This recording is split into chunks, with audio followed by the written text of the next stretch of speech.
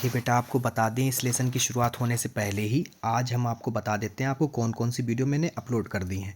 पहली मित्रता आपको मिल चुकी होगी, फिर ममता मिल चुकी होगी और फिर आपको भारतीय संस्कृति भी मिल चुकी होगी। इस पार्ट में यानी कि इस वीडियो में हम आपको समझाने वाले हैं ईर्ष्या तू ना गई मेरे मन से। इसको लिखा है रामधारी सिंह दिनकर जी ने। ठीक है, अगर आपने ये 3 पार्ट तैयार कर लिए हैं और चौथा पार्ट आप ये देखने आए हो तो आपको मेरी तरफ से पूरा 100% गारंटी है बेटा, ये 6 अंक तो आपके गद्यांश में पक्के हो चुके हैं। ठीक है, अब पद्यांश की वीडियो पढ़ने वाली हैं, बस इस वीडियो को देखिए और तुरंत पद्यांश की वीडियो देखी जाके, क्योंकि सिर्फ और सिर्फ 3 से 4 पार्ट ही करने हैं। आपको किस तरह से करने हैं वो उस वीडियो में आपको बता देंगे। वापस आते हैं अपने कॉन्सेप्ट पे, ईर्ष्या तू न गई मेरे मन से। पाठ का नाम आप देख ही रहे हैं, ईर्ष्या तू ना गई मेरे मन से। उसके बाद में लेखक का नाम रामधारी सिंह दिनकर। चलिए स्टार्ट करते हैं। वे कौन से गद्यांश हैं जो 2026 में आने लायक हैं। आपको फिर से एक बार हम नोटिस दे दें, चेतावनी बता दें क्या है इसमें, नोट पॉइंट लिख लो, क्योंकि इसमें हम आपको बताने वाले हैं पिछले 10 साल के वे सारे गद्यांश जो कि ईर्ष्या तू ना गई मेरे मन से लिए गए थे। तो चलिए पहला गद्यांश क्या है वो भी हम आपको बता देते हैं। पहला गद्यांश है आपका, ईर्ष्या का काम जलाना है। यहाँ से शुरू होगा और कोई धैर्य नहीं हो। ठीक है, तो यहाँ पर ख़त्म होगा तो आपको स्टार्टिंग में ही क्या मिल गया, ईर्ष्या। तो आप समझ जाएंगे कि ये किस पार्ट से है। ठीक है, अब किस तरह से इसमें क्वेश्चन पूछा जाता है वो भी आपको बताने से पहले बता दूं कि 2019, 2021, 2022 और 2024 में ये पूछा गया है।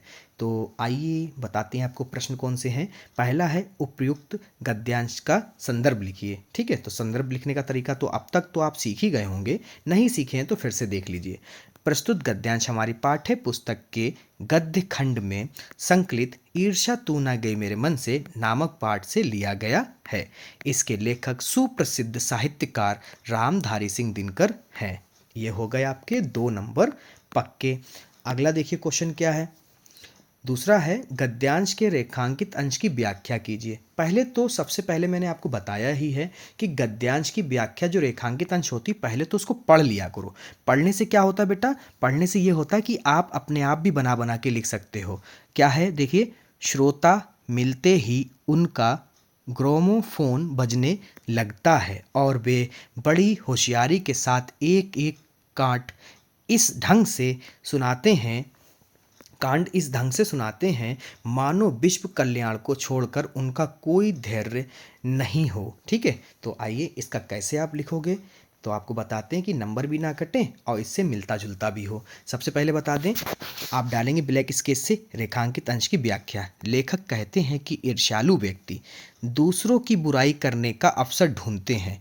जैसे ही उन्हें कोई सुनने वाला मिलता है वे बहुत चतुराई से दूसरों की कमियों को इस तरह बढ़ा चढ़ा कर बताते हैं जैसे वे समाज का भला करना चाहते हों। उनकी बातों का असल मकसद केवल अपने मन की ईर्ष्या को शांत करना होता है। अगर बेटा ऐसे लिखोगे, क्योंकि ये पूरा तरीका सही है लिखने का और यही मतलब भी उसका निकल रहा है। 2 नंबर आपके पक्के हो चुके हैं। अगला आपको बताते हैं, ईर्ष्यालु व्यक्ति दूसरों के सामने अपनी बात किस ढंग से रखते हैं। सबसे मेन टॉपिक ये पूछ दिया उसने। ठीक है, आगे देखिए, ईर्ष्यालु व्यक्ति अपने बात बहुत होशियारी से और इस ढंग से सुनाते हैं मानो वे केवल विश्व कल्याण की भावना से दूसरों की बुराई कर रहे हों। लीजिए डायरेक्ट आपको अर्थ बता दिया। 2 नंबर ये भी पक्के हो गए। अब आपको बताते हैं गद्यांश नंबर 2 इसमें से कौन सा है जो पिछले 10 साल में सबसे ज़्यादा बार पूछा गया है या पूछे जाने की पूरी संभावना है बोर्ड परीक्षा 2026 में है। इसमें ईर्ष्या की बड़ी बेटी यहाँ से शुरू होगा, कोई ऊंचा नहीं उठता यहाँ पर ख़त्म हो जाएगा। आप समझ जाएंगे, स्टार्टिंग में ही ईर्ष्या दे रखा है तो आप समझ जाएंगे ये किस पार्ट से है और इसके लेखक कौन है। तो चलिए आपको पहला बता देते हैं। आपको पता है उपयुक्त गद्यांश का संदर्भ लिखिए। सेम ट्रिक आपकी रहने वाली है। प्रस्तुत गद्यांश हमारी पाठ्य पुस्तक के ईर्ष्या तू न गई मेरे मन से नामक पाठ लिया गया है। इसके लेखक रामधारी सिंह दिनकर हैं। 2 नंबर हो गए पक्के। उसके बाद में गद्यांश के रेखांकित अंश की व्याख्या कीजिए। बहुत आसानी से आपको बताते हैं। बताने से पहले आप सभी से रिक्वेस्ट है, वीडियो को लाइक कर दीजिए, चैनल को सब्सक्राइब कर दीजिए। तो कहाँ से कहाँ तक करना है बेटा, दूसरों की निंदा वह इसलिए करता है कि इस प्रकार दूसरे लोग जनता या मित्रों की आंखों से गिर जाएंगे और वो जो स्थान रिक्त होगा उस पर वह अनाशय ही बैठा दिया जाएगा। इस तरह से आपको पढ़ लिया आपने, आप समझ गए होंगे क्या आपको लिखना है। नहीं समझे तो आइए हम आपको बताते हैं। सबसे पहले डालेंगे रेखांकित अंश की व्याख्या, ब्लैक स्केच या पेन से। लेखक के अनुसार ईर्ष्यालु व्यक्ति दूसरों की बुराई या निंदा इस स्वार्थ में करता है कि वह सामने वाले की छवि खराब कर सके। उसे लगता है कि समाज में दूसरों का मान सम्मान कम होगा तो उसे सम्मान आसानी से मिल जाएगा, लेकिन वास्तविकता में दूसरों को गिराकर कोई खुद का कभी भी महान नहीं बन सकता। ये कथन बिल्कुल सत्य है। 2 नंबर आपको मिल गया है, उसका यही अर्थ भी निकल रहा है। ठीक है, आगे क्या है? ईर्ष्या और निंदा में क्या संबंध है? ईर्ष्या और निंदा में क्या संबंध है आपको बताते हैं। ईर्ष्या और निंदा में गहरा संबंध है। जो ईर्ष्यालु होता है वह अनिवार्य रूप से दूसरों की निंदा यानी बुराई करने वाला भी होता है। ये दोनों चीज़ें सही, आपके अर्थ निकल रहे हैं बिल्कुल परफेक्ट। आपके 2 नंबर इसमें भी हो गए। अगर ये गद्यांश आता है तो 6 नंबर आपके बिल्कुल पक्के होकर संतुष्ट रहिए। ठीक है, आगे देखिए तीसरा गद्यांश जो इससे बहुत ज़्यादा पूछा जा सकता है। ईर्ष्या से बचने, यहाँ से स्टार्ट होगा, करना कम कर देगा, तो यहाँ पे ख़त्म होगा। आप समझ जाएंगे किस पार्ट से, क्योंकि स्टार्टिंग ही ईर्ष्या से हो रही है। ठीक है, तो आगे देखिए बेटा इसमें क्या करोगे। आपका पहला प्रश्न तो आप जानते ही हैं, उपयुक्त गद्यांश का संदर्भ लिखिए। वो सेम टू सेम फिर से सुन लीजिए, आपको याद करा देंगे हम, करा के ही छोड़ेंगे याद। संदर्भ प्रस्तुत गद्यांश हमारी पाठ्य पुस्तक के ईर्ष्या तू न गई मेरे मन से नामक पाठ से उद्धृत है। इसके लेखक रामधारी सिंह दिनकर हैं। खत्म। ये 2 नंबर आपके 100% पक्के हो गए। आपको संदर्भ अगर नहीं लिखना आता तो आप सीख चुके हो बार बार मेरे पढ़ने से। अगला है गद्यांश के रेखांकित अंश की व्याख्या कीजिए। कैसे करेंगे, कहाँ से कहाँ तक करना बेटा, एक बार पढ़ के बता देते हैं आपको। ईर्ष्या से बचने का उपाय मानसिक अनुशासन है। जो व्यक्ति ईर्ष्यालु स्वभाव का है उसे फालतू बातों के बारे में सोचने की आदत छोड़ देनी चाहिए। ठीक है, अब कैसे इसको लिखोगे देखिए। रेखांकित अंश की व्याख्या, दिनकर जी बताते हैं कि ईर्ष्या एक मानसिक बीमारी है जिसे केवल मानसिक अनुशासन से ही नियंत्रित किया जा सकता है। व्यक्ति को अपने मस्तिष्क को दूसरों के प्रगति पर जलने के बजाय अपनी कमियों को दूर करने के सकारात्मक यानी पॉजिटिव वर्क, सकारात्मक कार्यों में लगाना चाहिए। बेटा यहाँ पर आपके 2 नंबर पक्के हो गए, बल्ले बल्ले हो रहा है ना। चलो आगे बताते हैं आपको।